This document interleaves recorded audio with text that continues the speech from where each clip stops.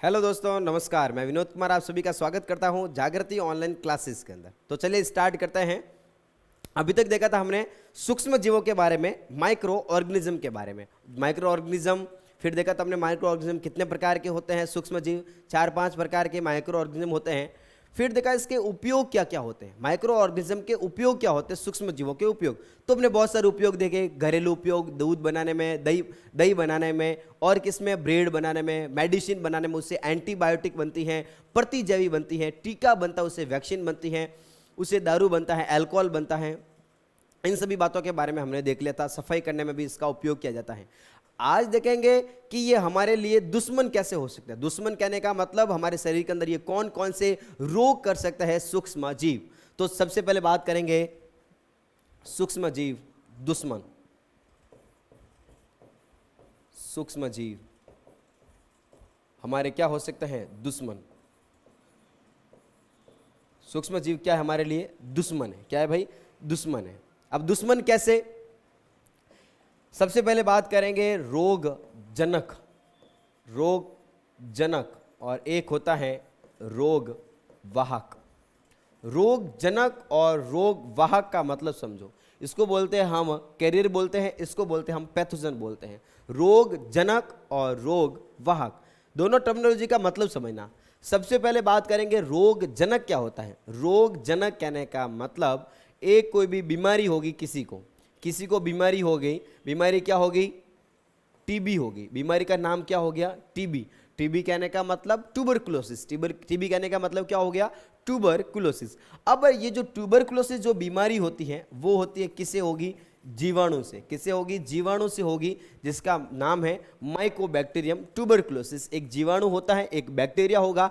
वो बैक्टीरिया क्या करता है, मनुष्य के अंदर, पशुओं के अंदर टीबी करने का काम करेगा। टीबी कहने का मतलब ट्यूबरकुलोसिस, एक बीमारी जिसके अंदर जो फेफड़े हैं, मनुष्य के जो फेफड़े होते हैं वो खराब हो जाते हैं। वो बीमारी किसकी वजह से हुई, जीवाणु की वजह से बीमारी हुई। बात समझना, किसकी वजह से हुई, जीवाणु की वजह से हुई। जीवाणु की वजह से जो बीमारी हुई, अब इस जीवाणु को क्या बोलेंगे हम, रोग जनक। रोग को उत्पन्न किसने किया, रोग का जनक कौन है, रोग किसकी वजह से हुआ, तो वह हुआ किसकी वजह से, जीवाणु की वजह से। तो जीवाणु को क्या बोलेंगे, रोग जनक। अब बात आती है ये जो रोग है, जो बीमारी, वो फैली कैसे, इस व्यक्ति से दूसरे व्यक्ति के अंदर कैसे गई, या फिर इस व्यक्ति के अंदर भी कहां से आई। ये जीवाणु अपने आप तो चल के नहीं आया, ये अपने आप तो उड़ के नहीं आया, ठीक है ना, या शरीर के अंदर ही, फेफड़ों के अंदर पैदा नहीं हुआ। ये कहीं से बाहर से आया। बाहर से कहां से आया, वायु से आया। कहां से आया, ये वायु से आया, एयर से आया। अब वायु से इसको यहां पर लाया गया, इसको क्या बोलेंगे हम, रोग वाहक बोलेंगे। रोग वाहक कहने का मतलब क्या हो गया, रोग को फैलाने वाला। एक बात करेंगे मलेरिया की, बात को समझना। बात करते हैं मलेरिया की। मलेरिया आपने सुना होगा, फैलता है किससे, ये फैलता है सर मच्छरों से फैलता है। मच्छर के काटने से मलेरिया हो जाता है। अरे भाई कितनी मूर्खता वाली बात है, मच्छर के काटने से मलेरिया नहीं होता। मच्छर ने तो काटा, लेकिन मलेरिया जो हो रहा है वो रियल में किसकी वजह से हो रहा है, उन मच्छरों के अंदर बैठे होते हैं कौन, प्रोटोजोआ। कौन बैठे होते हैं, प्रोटोजोआ। इन प्रोटोजोआ की वजह से क्या फैलता है, मलेरिया फैलता है। लेकिन उस प्रोटोजोआ को हमारे शरीर में किसने डाला, अरे प्रोटोजोआ को हमारे शरीर में किसने डाला, इस मच्छर ने डाला। बात समझ में आ रही है क्या, प्रोटोजोआ को, ये जो प्रोटोजोआ यही करता है बीमारी कॉज। बीमारी का जो मुख्य कारण है वो कौन है, प्रोटोजोआ, ठीक है ना। और इस बीमारी को, प्रोटोजोआ को हमारे शरीर में किसने डाला, मच्छर ने डाला। तो बताओ इस मच्छर को क्या बोलेंगे, मच्छर को बोलेंगे हम अब रोग जनक, सॉरी रोग वाहक। क्या बोलेंगे इसको, रोग वाहक, यानी रोग को फैलाने वाला, रोग को फैलाने वाला। और इसको क्या बोलेंगे हम, रोग जनक बोलेंगे। रोग जनक कहने का मतलब इसकी वजह से बीमारी फैली। अरे बात समझ में नहीं आ रही क्या, दो टर्मिनोलॉजी कौन सी, एक तो होगी कौन सी वाली, रोग जनक। वह कारक हो सकता है, जीवाणु हो सकता है, विषाणु हो सकता है, प्रोटोजोआ हो सकता है, प्रोटोजोआ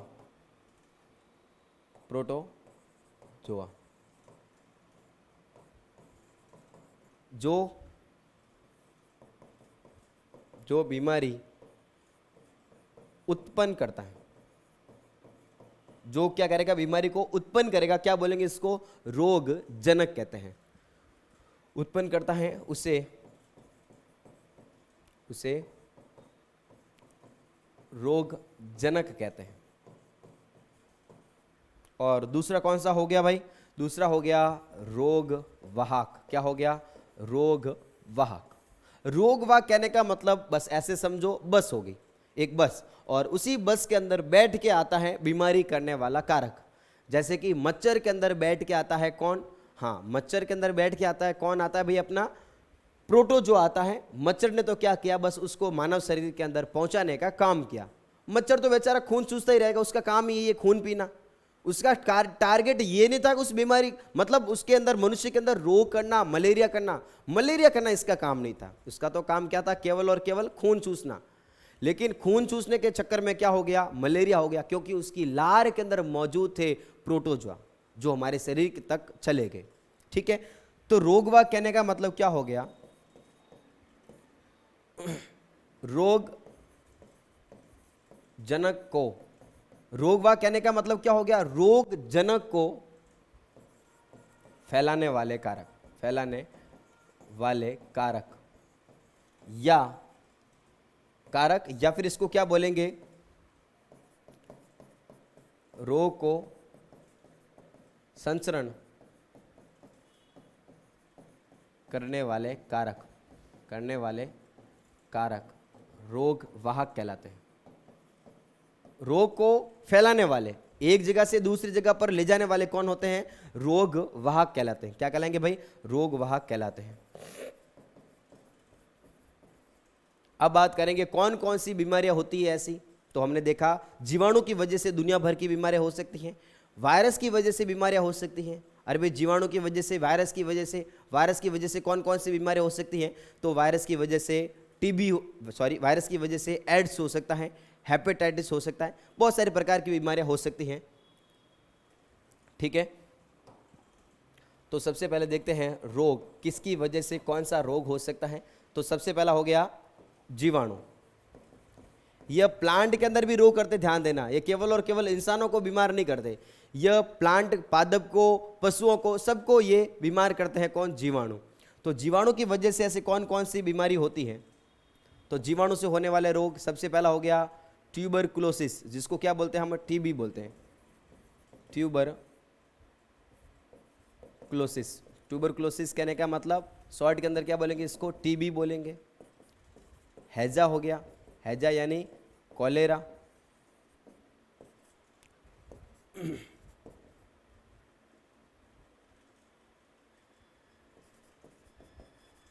पेचिस हो गया, टाइफाइड हो गया। ये सारी बीमारियां जो कॉमन चलती रहती है मार्केट के अंदर, कौन कौन सी, टीबी होगी, हैजा, पेचिस, टाइफाइड, कोलेरा, ये सारी बीमारियां बैक्टीरिया की वजह से फैलती है, जीवाणु की वजह से फैलती है। जीवाणु की वजह से केवल और केवल ये बीमारियां नहीं फैलती, इसके अलावा कई हजारों प्रकार की बीमारियां मार्केट के अंदर अवेलेबल है जो इसकी वजह से फैलती है। वायरस की वजह से कौन कौन सी बीमारियां फैलती है भाई, तो वायरस की वजह से हो गया, सबसे पहला हो गया एड्स, सबसे गंभीर समस्या एड्स हो गया, हेपेटाइटिस,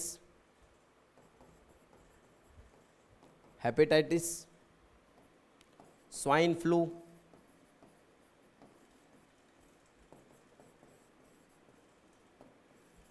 कोविड-19, ठीक है ना, इसको नहीं भूल सकते, ये अभी चल रही है, तांडव मचा रखा पूरे देश के अंदर। रेबीज। एक बार जल्दी से देख लेते हैं इन बीमारियों के अंदर क्या होता है। ट्यूबरकुलोसिस की बात करते हैं सबसे पहले। ट्यूबरकुलोसिस जिसके अंदर क्या होगा, फेफड़ों के अंदर कुपिकाएं पाई जाती हैं, उन कुपिकाओं के अंदर छेद हो जाते हैं, कुपिकाएं छन जाती हैं, चलने के जैसी हो जाती हैं, क्या बोलेंगे इसको, ट्यूबरकुलोसिस बोलेंगे। हैजा, पेट से संबंधित बीमारी होगी, हैजा, पेचिस और टाइफाइड, तीनों की तीनों पेट संबंधी बीमारी होगी, उल्टी दस्त होना इस रोग के लक्षण होंगे, और आंतों का बुखार बोलते हैं इस टाइफाइड को, जीवाणु की वजह से फैलती है। बातें समझ में आ रही है क्या। एड्स गंभीर समस्या होगी जो असुरक्षित यौन संपर्क के कारण फैलती हैं, या फिर दूषित कोई सुई होगी वो किसी दूसरे व्यक्ति के अगर लगा दी गई तो उसके द्वारा भी फैलने के चांस रहते हैं। ये एड्स हो गया, वायरस की वजह से फैलती है और बड़ी ही गंभीर समस्या होती है। हेपेटाइटिस, इसके अंदर क्या हो जाएगा, व्यक्ति का, हाँ, एड्स के अंदर क्या हो जाएगा, व्यक्ति का जो प्रतिरक्षा जो तंत्र होता है, जो इम्यूनिटी, जो इम्यून सिस्टम होगा वो डिक्रीज हो जाता है, वो पूरी तरीके से क्षतिग्रस्त हो जाता है। हेपेटाइटिस, इसमें क्या हो जाएगा, लीवर खराब हो जाता है, व्यक्ति का लीवर से संबंधित रोग होता है। स्वाइन फ्लू और कोविड-19 दोनों एक ही टाइप की बीमारी होगी, दोनों के अंदर क्या होगा, बुखार आएगा, सांस लेने में दिक्कत और ये इन सभी डिफिकल्टी इन ब्रीथिंग, ये ऐसी प्रॉब्लम आती है किन के अंदर, स्वाइन फ्लू और कोविड-19 के अंदर। कहने का मतलब फेफड़ों से संबंधित बीमारियां होती है ये। रेबीज कहने का मतलब कुत्तों के काटने से, पागल कुत्ते ने अगर किसी व्यक्ति को काट लिया तो उसके अंदर ये रेबीज रोग हो जाता है, और रेबीज की वजह से क्या होगा, उसको पानी से डर लगने लगेगा, उसको बोलते हैं हाइड्रोफोबिया। वो पानी को देखते ही व्यक्ति डरने लगेगा, चिल्लाने लगेगा, पागल हो जाएगा व्यक्ति भी, तो उसको क्या बोलेंगे हम, रेबीज रोग बोलते हैं। ठीक है, और कौन सी बीमारियां होती है भाई, तो और हो गई प्रोटोजोआ की वजह से,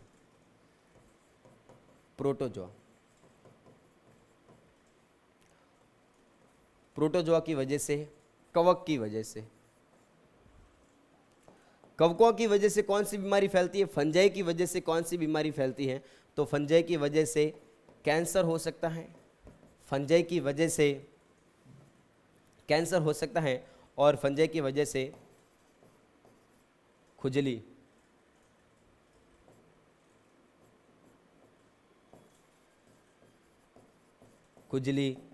दाद वगैरह ये सारी हो सकती है इनकी वजह से। ठीक है, प्रोटोजोआ की वजह से हो सकता है मलेरिया। क्या हो सकता है भाई, मलेरिया हो सकता है, मलेरिया, प्रोटोजोआ की वजह से मलेरिया हो सकता है। अब देखते हैं, हाँ, मानव रोग जो आपके बुक के अंदर दे रखे हैं। सबसे पहला क्या हो गया, मानव रोग। क्षय कहने का मतलब इसको क्या बोलते हैं, हम टीबी बोलते हैं। क्या बोलेंगे इसको, टीबी कहने का मतलब ट्यूबरकुलोसिस। क्या बोलेंगे इसको, टीबी कहने का मतलब क्या हो गया, ट्यूबरकुलोसिस। अब टीबी की वजह से, टीबी बीमारी क्या होती है, उसके अंदर देखो जो इसमें रोग कारक है, रोग कारक यानी रोग जनक दोनों एक ही बात है। किसकी वजह से फैला टीबी, किसकी वजह से फैलती है, जीवाणु की वजह से। अरे भाई किसकी वजह से, जीवाणु की वजह से फैल गई। संचरण का तरीका कैसे फैलेगी एक व्यक्ति से दूसरे व्यक्ति के अंदर, तो वायु के द्वारा। किसके द्वारा फैली, वो वायु के द्वारा फैली, एयर के द्वारा फैली, तो वायु उसको फैलाने का काम करेगी।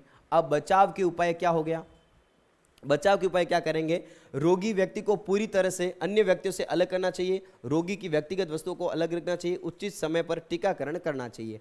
अगर किसी व्यक्ति के अगर टीबी की प्रॉब्लम है, अगर उसको टीबी की समस्या है, तो उस व्यक्ति को क्या करना चाहिए, अलग करना चाहिए, उस व्यक्ति को अलग करना चाहिए। अलग कहने का मतलब उसको अलग रखना चाहिए, उसकी सारी चीज़ें हैं, जो वस्तु हैं, उन सभी को हमें अलग रखना चाहिए। बातें समझ में आ रही है क्या, हाँ। जो टीबी होगी वो किसकी वजह से फैलेगी, जीवाणु की वजह से फैलेगी। और जीवाणु की वजह से कौन कौन से है भाई, हैजा हो गया। क्या हो गया अपना, हैजा हो गया, जिसको क्या बोलते हैं हम, कोलेरा। क्या बोलेंगे इसको, कोलेरा बोलते हैं। ठीक है, और इसकी जो संचरण का तरीका वो क्या हो गया, भोजन या फिर जल, खराब पानी पीने से या फिर खराब भोजन करने से क्या होगा, ये हैजा हो सकता है, जिसमें क्या होगा, व्यक्तिगत स्वच्छता तथा अच्छी आदतों का अपनाना चाहिए, भली भांति पके हुए भोजन, उबला हुआ पेयजल व टीकाकरण करना चाहिए इसका। इस हैजा से बचने के लिए, इस कॉलेरा से बचने के लिए व्यक्ति को क्या करना चाहिए, एक हेल्थी डाइट लेनी चाहिए, और जो भोजन वगैरह होता है, जो खाना वगैरह होगा, वो एकदम उबला हुआ लेना चाहिए, पका हुआ लेना चाहिए, साफ सुथरा लेना चाहिए, अच्छे ढंग से लेना चाहिए। ओके, बात समझ में आ रही होगी आप सभी को। और कौन सा है भाई, जीवाणु की वजह से। जीवाणु की वजह से कितने रोग दे रखे, इसमें 2 रोग। कौन कौन सा हो गया भाई, एक तो हो गया टीबी हो गया, 1 नंबर टीबी, और 2 नंबर कौन सा हो गया, हैजा, और हाँ तीसरा कौन सा हो गया अपना, टाइफाइड। ये भी किसकी वजह से फैलेगा, जीवाणु की वजह से। दूषित जल पीने से होगा, और इनके ये बचाव के उपाय हैं। बातें समझ में आ गई क्या, हाँ चलो ठीक है। अब देखते हैं विषाणु की वजह से, वायरस की वजह से कौन कौन से रोग होते हैं। तो सबसे पहले बात आती है मिजल्स। मिजल्स कहने का मतलब खसरा, मिजल्स कहने का मतलब क्या होता है, खसरा होता है। और ध्यान देना मिजल्स जो रोग होता है वो उसका टीकाकरण आ गया है, और अब उसके जो पेशेंट होते हैं वो नहीं पाए जाते हैं। रोग कारक कौन होगा इसका, वायरस होगा। रोग कारक कौन होगा इसका, वायरस होगा। मिजल्स किसकी वजह से फैलता है भाई? वायरस की वजह से। अरे किसकी वजह से फैलेगा? वायरस की वजह से रोग फैलता है। और संचरण का तरीका भी क्या होगा? वायु के द्वारा होगा। चिकन पॉक्स और पोलियो ये भी किसकी वजह से फैलता है? वायरस की वजह से। ये और संचरण का तरीका क्या होगा? वायु के सीधे कांटेक्ट में आ रहे हैं, या फिर वायु के साथ में, या फिर जल के साथ में। तो कौन कौन सी बीमारी होगी? एक तो होगी कौन सी वाली? मिजल्स होगी, चिकन पॉक्स होगी, और तीसरी कौन सी होगी? पोलियो। 3 टाइप की बीमारियां होगी ये वायरस की वजह से। और कौन से वायरस की वजह से? तो हो गया ये कौन सा वाला अपना hepatitis B. Hepatitis B virus की वजह से फैलेगा, और फैलने का जो तरीका होगा वो क्या होगा?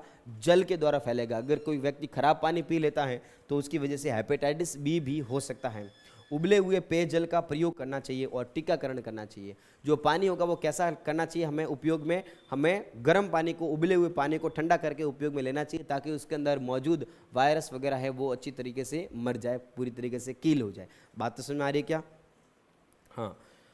अगला है अपना कौन सा वाला? प्रोटोजोआ की वजह से फैलने वाली बीमारी होगी मलेरिया। और मलेरिया ध्यान देना किसकी वजह से फैलती है? प्रोटोजोआ की वजह से। किसकी वजह से फैलेगी? प्रोटोजोआ की वजह से फैलती है। और इसका जो फैलने का जो तरीका है वो क्या है? मच्छर। किसके द्वारा फैलेगी ये? मच्छर के द्वारा फैलती है। यानी मच्छरदानियों का प्रयोग करना चाहिए। बचाव के उपाय क्या होंगे? मच्छरदानियों के प्रयोग करने चाहिए, और मच्छर मारने की दवाई वगैरह, धूप बत्ती वगैरह होती है उसका उपयोग करना चाहिए। मच्छर भगाने वाले रसायन का उपयोग करना चाहिए। कीटनाशक का छिड़काव या मच्छर के प्रजनन रोकने के लिए जल किसी भी स्थान पर एकत्रित न होने देना चाहिए। अपने जो एक्स्ट्रा जो पानी एकत्रित होता है उस पानी को हमें एकत्रित होने नहीं देना चाहिए। बात समझ में आ रही है क्या? तो ये हो गए रोग किसकी वजह से? जीवाणु की वजह से, विषाणु की वजह से, और प्रोटोजोआ की वजह से होने वाले रोग। अब देखते हैं पादप में रोग। ठीक है ना, पादप में होने वाले रोग। प्लांट में कौन कौन से रोग होते हैं? तो प्लांट में वो रोग हो सकते हैं कौन सा वाला? एक तो नींबू का कैंसर हो सकता है। जीवाणु की वजह से जो रोग हो सकता है नींबुओं के अंदर, वो कौन सा हो सकता है? कैंकर का रोग। कौन सा रोग हो सकता है? कैंकर का रोग हो सकता है। इसका जो संचरण का तरीका है वो कौन सा हो गया? वायु के द्वारा। देखो नींबू खराब हो गया, नींबू के ऊपर ऐसी स्किन है वो खराब हो जाती है, उसके ऊपर स्पोर्ट बन जाते हैं। अरे बात समझ में आ रही क्या? नींबू के ऊपर क्या बन जाता है? स्पोर्ट बन जाते हैं, खराब हो जाते हैं। और कवकों की वजह से जो बीमारी फैलती है वो कौन सी फैलती हैं? गेहूं की रस्ट डिजीज फैलती है। उनकी जो पत्तियां होती हैं वो पत्तियां खराब हो जाती हैं, पत्तियों के ऊपर पत्तियां पीली पड़ने लग जाती हैं। पत्तियां होगी वो पीली पड़ने लग जाती हैं, और उससे क्या होगा? संचरण का तरीका क्या हो सकता है? या तो वायु से फैला या फिर किससे फैला? उसका जो बीज था गेहूं का वो भी क्या था? खराब था। तो देखो इनकी पत्तियों के ऊपर ये पीले पीले स्पॉट लग रहे हैं, पीले पीले यहाँ पर स्पॉट बन रहे हैं। भिंडी का पीत रोग यानी येलो मोजेक डिजीज ऑफ ओकरा। यहाँ पर क्या होगा? भिंडी के अंदर पीत रोग हो जाएगा। भिंडी का पीत रोग हो जाएगा, जिसकी किसकी वजह से फैलेगा? ये वायरस की वजह से फैलेगा। और फैलाने का तरीका कौन होंगे? कीट होंगे। उसके अंदर कुछ कीड़े लगने की वजह से यहाँ पर ये बीमारी हो सकती है। और वो कीड़े, जो कीड़े होंगे उस कीड़ों के अंदर क्या मौजूद होगा? वायरस होगा। अरे बात समझ में आ रही क्या? यानी क्वेश्चन ऐसे आएगा कि जीवाणु की वजह से पादप में कौन सा रोग? तो जीवाणु की वजह से नींबू का क्या हो जाता है? कैंकर होना, जीवाणु की वजह से। और कवक की वजह से कौन सा हो गया? गेहूं की रस्ट डिजीज। और वायरस की वजह से क्या हो गया? भिंडी का पीत डिजीज होगी। बात समझ में आ गई क्या? चलो आगे जाते हैं, देखते हैं फूड पॉइजनिंग क्या होता है। फूड पॉइजनिंग यानी खाद्य विषाक्तता।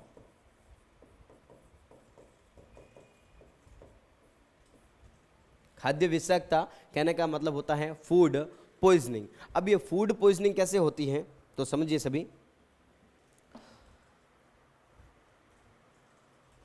फूड पॉइजनिंग, अगर हम दूषित भोजन ले लेते हैं, अगर हम दूषित भोजन का अगर सेवन कर लेते हैं तो जिसकी वजह से क्या होगा?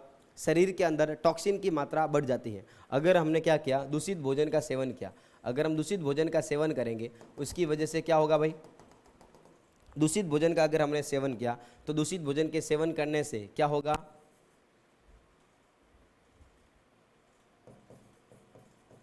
यहाँ पर विष की मात्रा बढ़ गई, जिसकी वजह से क्या होगा?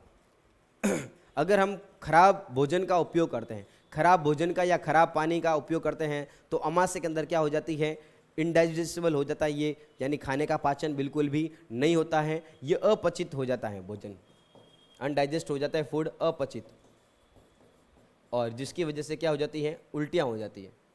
जिसकी वजह से क्या हो जाती है, उल्टियाँ हो जाती हैं, उल्टी हो जाती हैं, और उसे क्या बोलते हैं हम इसको, हाँ क्या बोलेंगे इसको भाई, खाद्य में क्या हो गई, यानी फूड पॉइजनिंग हो गई। क्या हो गई, फूड पॉइजनिंग हो गई। अधिक मसालेदार, अधिक मसालेदार तथा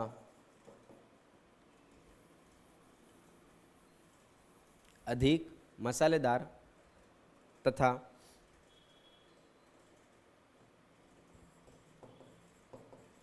संदूषित भोजन करने से,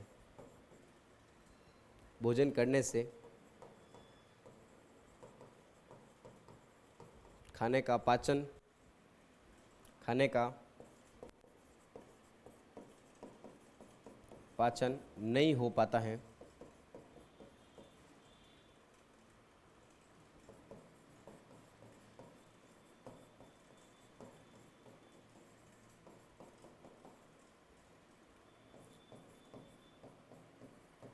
जिसे पेट भरा भरा रहता है,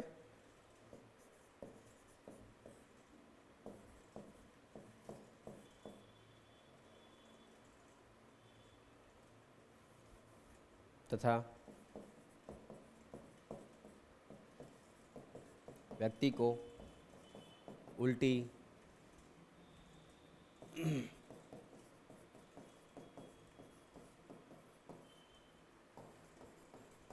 उसे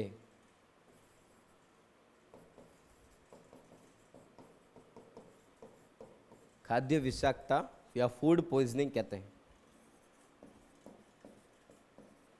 क्या कहेंगे इसके, खाद्य विषाक्तता या फिर क्या बोलेंगे इसको, फूड पॉइजनिंग कहते हैं।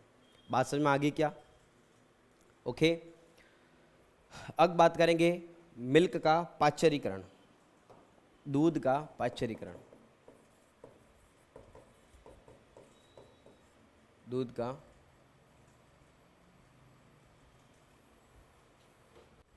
क्या देखेंगे भाई अभी, दूध का पाश्चरीकरण।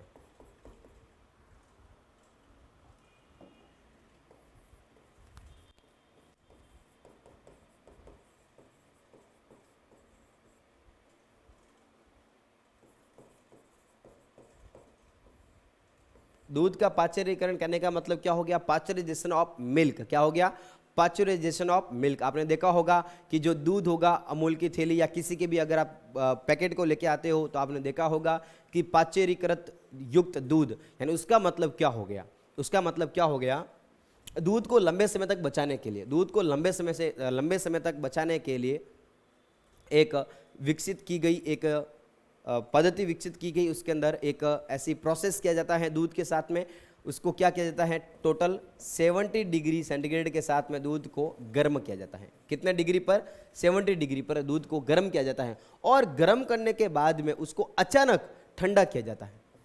अचानक क्या किया जाता है, ठंडा किया जाता है। बड़े बड़े कंटेनर होते हैं जिसके अंदर दूध को गर्म किया जाता है, और गर्म करने के बाद में वापस उसको हाथों हाथ ट्रांसफर किया जाता है किसके अंदर, 4 डिग्री टेम्परेचर तक उसको वापस ठंडा किया जाता है। जब एकदम गर्म करके एकदम ठंडा करेंगे, उसकी वजह से क्या हो जाएगा, उसके अंदर जीवाणु की ग्रोथ, जो बैक्टीरिया की जो ग्रोथ होगी वो नहीं होगी, और इसी दूध को क्या बोलेंगे हम, पाश्चरीकृत दूध बोलेंगे, और इस प्रक्रिया को क्या बोलेंगे हम, पाश्चराइजेशन ऑफ मिल्क बोलेंगे। बात समझ में आ गई क्या?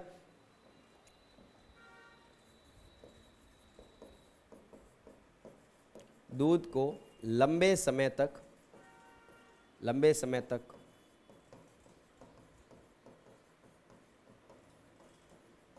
संग्रहित करने के लिए यह प्रक्रिया की जाती है।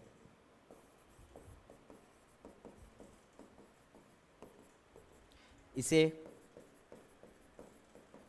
लुई पाश्चर ने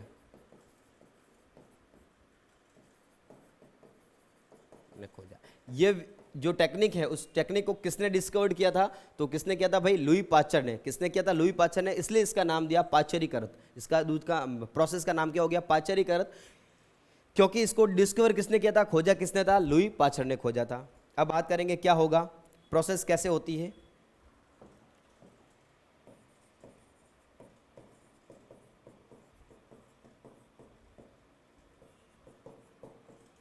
बड़े बर्तनों में 70 डिग्री सेंटीग्रेड तक क्या किया जाता है, सेल्सियस तक क्या इसको बर्तनों में तक गर्म किया जाता है, गर्म किया जाता है।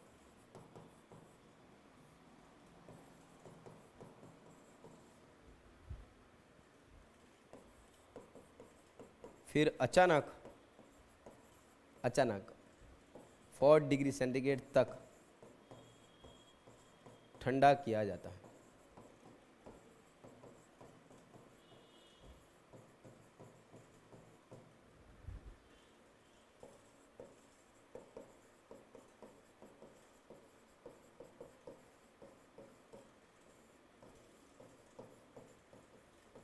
अरे बात सुन में आ रही है क्या? सबसे पहले क्या करना है, 70 डिग्री तक उसको गर्म करना है, फिर अचानक क्या करना है, उसको ठंडा करना है। ये प्रक्रिया क्या कहलाती है, प्रोसेस क्या कहलाती है, पाश्चरीकरण कहलाती है, पाश्चराइजेशन ऑफ मिल्क कहलाती है। और ये टेक्निक, ये खोज किसके द्वारा की गई थी, लुई पाश्चर के द्वारा की गई थी। ओके, बात समझ में आ गई क्या? बाकी वाली बातें करेंगे हम नेक्स्ट पार्ट के अंदर।